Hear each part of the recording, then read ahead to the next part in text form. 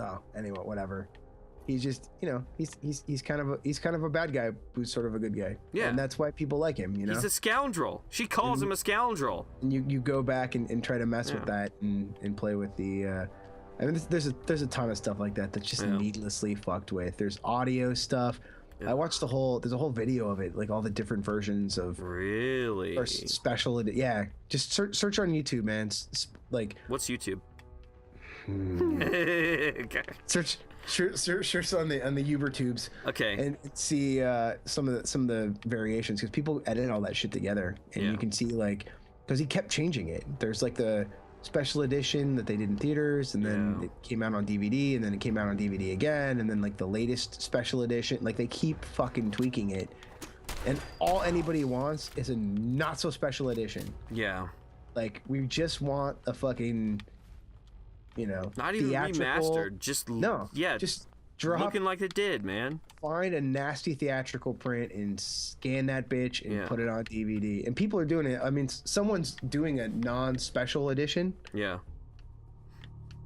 It's like a fan project that I think the guy's just gotten a bunch of he got prints. Wow. And they're just it's putting them together. They're doing it, yeah. They're putting it together. They're scanning and cleaning and everything, and they're doing it right, because from what I've gathered, some of the Blu-rays of Star Wars, I don't remember which movie it was. There's parts where they're pretty fucked up. Mm-hmm. Like, not as a and there's that beast. No, just continue. I'll deal with this in my own way, in my own time. Yeah, no worries. You know, not stuff that like your average viewer would notice, but if you're somebody who enjoys movies and something that that has such a huge fan base of Star Wars, would notice that like there's an insane amount of grain in certain scenes, or like the color correction's a little off, or, you know, just shit like that. That there's no need. And by handling that in your own way, you mean dying horribly. That is my own way. That's Have you not? I'm sorry. Did you just get here? You can go your own way, which is dying, getting throat slashed out, eviscerated by a monster. More eviscerations. Anyways, yeah, that's all. That's it. Good times. Yeah, I gotta check that out. That sounds amazing. Oh shit! Now I'm dead. Now I'm gonna. And is that the shark cage from? Could be, man. They really want Steven Spielberg to make a Fallout movie. Do they really? No. Please don't. You would not go see a Fallout movie. No. If this was like legitimately done in a film, you'd fucking go see it, man. Not by Steven Spielberg. What? No, I'm done with him, dude. I'm tired of it. I'm tired of his shit. As long as George Lucas is not attached, Spielberg does okay work. All right, fine. He's no Martin Scorsese. I think Spielberg's getting a little older. He's getting a little... Wow, what did we just break the universe? Yeah. Oh, there it is. Uh-oh. So, if you want to teleport to the Nether Realm, that's how you do it. Let's see what... Back into a wall? Well, it was a very specific area. Like, I jumped up on top of this thing here to my left. What? And then pressed to the right. It keeps doing it, huh? It's literally just... I just think it's just not there. I think it's just a hole in the wall. We just found a cool glitch. Like, ooh, it might be repeatable. Hello, glitch. So we come up to this thing. Let's see. So for some reference, if anybody wants to know, this is the door out, most likely. I press this button here. And then you just come over here to this thing on your left side. You hop up on it, and if you can hop up on it, and there's no clipping there. I don't know what purpose this serves other than being able to skip that part, but all right. So weird. So weird. Yeah, whatever. Can you imagine that just happened like real life? Like you bumped up against the wall and you just fall into the Netherverse. Yeah, everything just went see-through. It's just fucking Indiana Jones, man. No, dude, that Indiana Jones, man. That's it's inexcusable, honestly. Yeah. That last Indiana Jones movie is inexcusable. The fact that they lost the character, the fact that Indiana Jones doesn't even fucking kill anybody, like, you know, and they just... Red Letter Media does it right, man. They ripped that one apart, right? Oh, dude, yeah, so good. Yeah, they do all that shit right. How many people does Indiana Jones kill in the movie? Let's find out. One, maybe, accidentally. Yeah. In the previous movie, she did nothing but fucking kill people. Yeah. Yeah. Well, that's the whole thing of softening that character. That's it. Same thing with... is that a Harrison Ford thing? Is George Lucas, like, man love crushing on him? What's going on? No, it's... You know what it is, man? It's... And honestly, I think a big part of it is... It's, you know... People... Be it them, studios, whatever, but... They're older now. Yeah. You know? Well, like, they have kids. Like, that's what he was saying. Well, you know. Not just kids, like grandkids and stuff. Yeah. You know, like... It's just a different place. They don't have that same, like, we're gonna go and fuck everything up sort of ethos and whatever. Yeah. Like, there's a punk rock, whatever, that comes with being young. Yeah. As you get older and softer, and you think, like, you're not thinking as that character. I think if you're 20 years old and you're into a situation like, I'm gonna fucking hit that thing with a chainsaw, and then, you know, whatever, and that's gonna fall over, and fuck yeah. You know?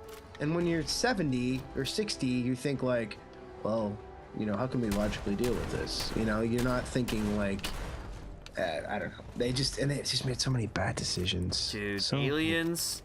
So really? Many bad decisions. Aliens, but just the continuity, and there's natives, and they're living in the walls, but not. They are, but like, why? Where did they come from? How long have they been there? What are they eating? Make any sense? This whole like lost world thing, and then characters that have no purpose in the movie at all. Giant ants. Giant ants. Like the ants weren't even giant ants. The ants were like the least. There was like the least offensive part of the movie. He survived a nuclear explosion by hiding in a refrigerator. And yeah, so we get nuke the fridge, man. That's which was that was part of something else, and it ended up in that movie. What was it? What was that part of?